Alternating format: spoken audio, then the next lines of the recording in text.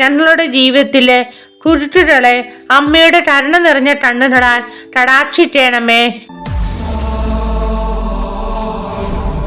പിതാവിൻ്റെയും പുത്രൻ്റെയും പരിശുദ്ധാത്മാവിൻ്റെയും നാമത്തിൽ ആമേൻ.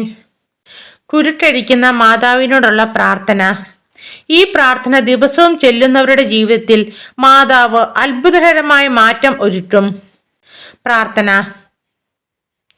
കന്യകാമറിയമ്മേ, അപേക്ഷയുമായി വരുന്ന മക്കളെ ഉപേക്ഷിക്കാത്ത മാതാവേ, സ്നേഹം നിറഞ്ഞ അമ്മേ, സ്നേഹവും കാരുണ്യവും നിറഞ്ഞ ഹൃദയവും മക്കളുടെ സഹായത്തിനായി എപ്പോഴും കർമ്മനിരതമാകുന്ന കൈകളും ഉള്ള മാതാവേ, ഞങ്ങളുടെ ജീവിതത്തിലെ കുരുട്ടുകളെ അമ്മയുടെ കരുണ നിറഞ്ഞ കണ്ണുകളാൽ കടാക്ഷിക്കണമേ. ഞങ്ങൾ എത്ര നിസ്സഹായരാണെന്ന് അമ്മ അറിയുന്നു. ഞങ്ങളുടെ വേദന അമ്മ ഗ്രഹിക്കുന്നു.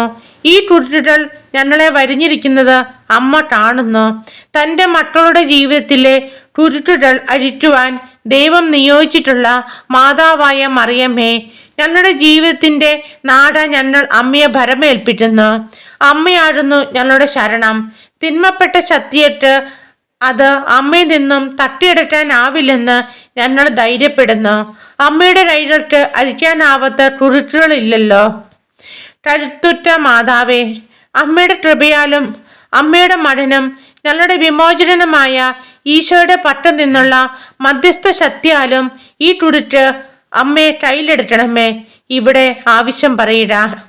ദൈവമഹത്വത്തിനായി ഈ കുരുട്ട് എന്നേറ്റമായി അഴിച്ചു കളയണമേ. പരിശുദ്ധ അമ്മയായിരുന്നു ഞങ്ങളുടെ ശരണം. ഞങ്ങൾക്ക് തരുന്ന ഏകാശ്വാസവും ഞങ്ങളുടെ ബലഹീനതയുടെ ശാക്തീകരണവും ഞങ്ങളുടെ ദാരിദ്ര്യത്തിന്റെ നിർമ്മാർജ്ജനവും ക്രിസ്തുവിനോടൊപ്പം ബന്ധനങ്ങളിൽ നിന്നുള്ള മോചനവുമായ മാതാവേ, ഈ അപേക്ഷകൾ കേൾക്കണമേ, വഴി നടത്തണമേ, സംരക്ഷിക്കണമേ. ആമേൻ. യോഹന്നാന്റെ സുവിശേഷം 14:18 പറയുന്നു, ഞാൻ നിങ്ങളെ അനാഥരായി വിടുകയില്ല. ഹെബ്രായക്കാരുടെ ലേഖനം 13:5, ഞാൻ നിന്നെ ഒരു വിധത്തിലും അവഗണിക്കുകയോ ഉപേക്ഷിക്കുകയോ ഇല്ല.